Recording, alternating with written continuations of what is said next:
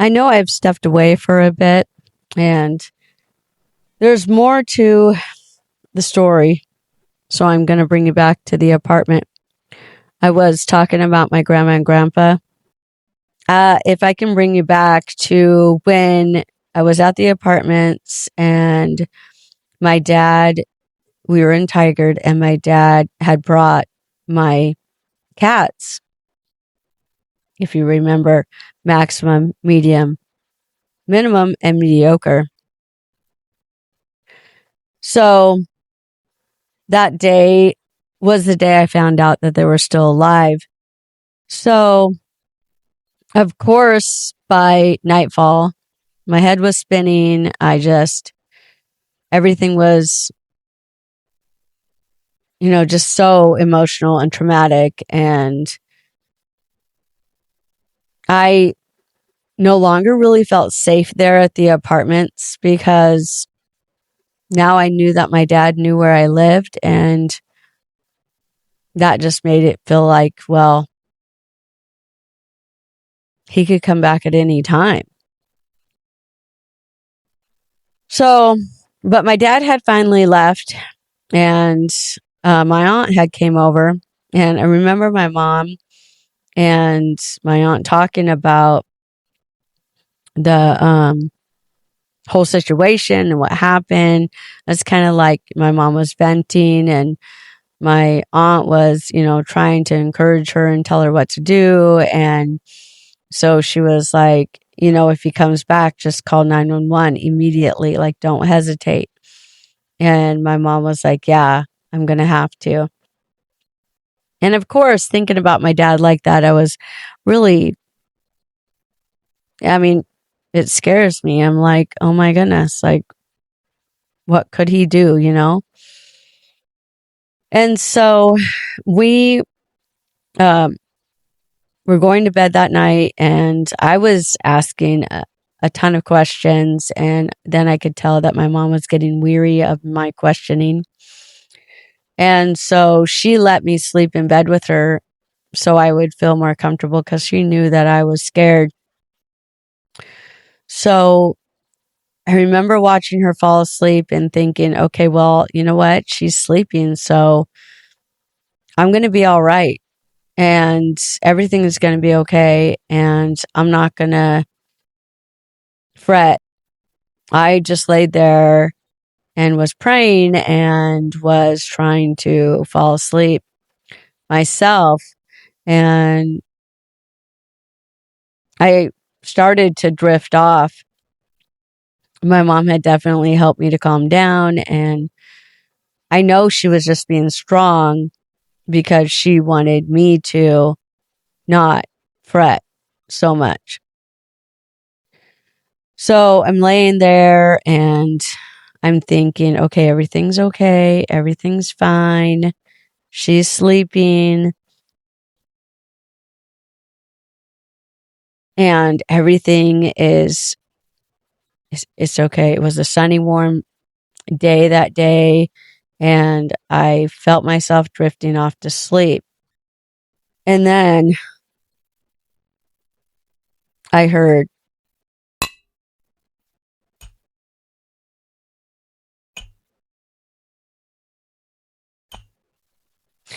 and it wasn't a ton, but it almost sounded like, that sound of when like hail is hitting the window, and it's like not every piece of hail is hitting, just a few pieces here and there. And I was like, oh, what is that? That's weird. I don't think it would be storming out right now. And then it happened again. It was a little louder this time, and my mom jumped up, and I think she immediately knew what was going on, where I was like, what is that? And she immediately was like, because I started talking, she was like, shh. And I was like, oh no, what's happening, Mom? And she was like, he's back. And I said, what is he doing? She goes, I think it's rocks. And the window was like right above our heads. And every time that rock hit the glass, then I was so scared. It was like it was hitting me, or that glass was going to come through. And it really wasn't, because it wasn't that big of rocks. Obviously, we were like 2, 3 stories up, but just the fact that he was throwing rocks felt like it was like terrifying to me. So my mom scooted us off the bed and we crawled under the bed. I remember it was so dark under there and it was such a cramped space. And I just remember shaking and being so scared and laying under that bed. And it was just trembling. And I really couldn't stop thinking about, like, why is this happening? But as we were listening to the little stones hitting the glass over and over again, and he wouldn't stop, my mom decided, we can't stay under the bed, and she wanted to make sure Matt was safe. And so we crawled out of the bed, under the bed, and we went into the tiny hallway, and my mom got Matt whispering. She didn't turn on any lights, and she went over into the living room and grabbed the receiver off of the phone and started dialing. And I remember being so scared, even each movement that we made, like that he was going to hear us and know that we were up. And then he stopped throwing the rocks and he started yelling. And my mom was calling 911 and on the phone talking to the lady. And I remember feeling so frustrated with the lady because the lady was asking so many questions. And as a little kid, you think that they're not actually doing anything until the questions are over. So it feels like, you know what? Stop asking the questions and just get here now.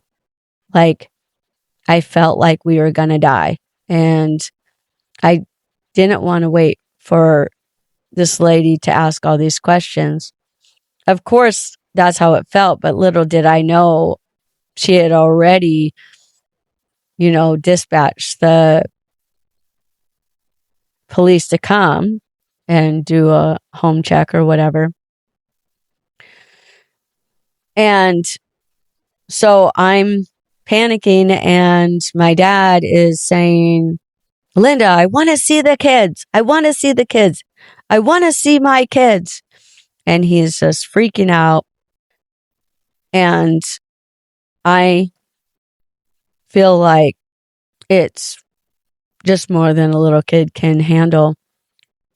And so I was just sobbing, but I was trying to do it as quietly as possible because we were trying to make sure that he didn't hear us. And so I just remember that my mom's holding my hand and I'm so scared, and my dad's screaming. And then I see the flashing lights go across the apartment walls, and it just feels like safety. And my dad stopped screaming and it got quiet. And the guy knocks on the door tells us who he is. And in that moment, I still was so scared. Because when he hit the door, it was loud pounding, knock, knock, knock, and it just felt so scary to me. The whole thing, like everything about it. And then my mom turned the lights on and let the cops in, and the chaos got calm, and I could breathe again. And I knew that everything was going to be okay.